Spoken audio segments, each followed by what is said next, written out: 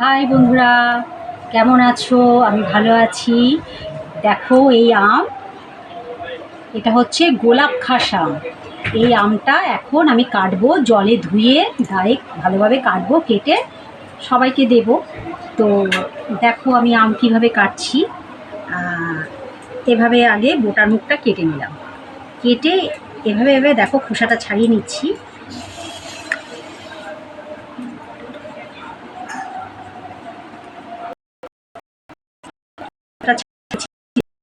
দেখো খোসা ছাড়াচ্ছি, কেটে যাওয়া হয়ে গেছে।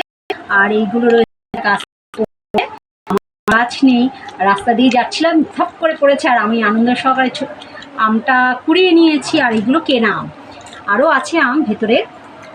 তো কোরানোর কথাটা বলি, ছোটোবেলায় আমার বাড়ির পুরনো বাড়ির ওখানে বাগান ছিল। তো প্রচুর আম আমরা কোরানোর যে একটা আলাদা আনন্দ সেটা আমি জানি। তো সেই হিসেবে খাওয়া থেকে না কুড়িয়ে বেশ পরিবেশন করা, এটা খুব আনন্দ লাগে। ওই জন্য বাচ্চাদের মতন আমিও আজকে ছোট্ট বাচ্চার মতন হয়ে গেলাম। এই আমটা কুড়িয়ে পেয়েছি, এই আমটা কুড়িয়ে পেয়েছি। আর এই আমগুলো, এই গোলাপ খাস আমগুলো কিনেছি। আরও আছে আম ফ্রিজে। তো নাও কাটছি। Tata, bye bye.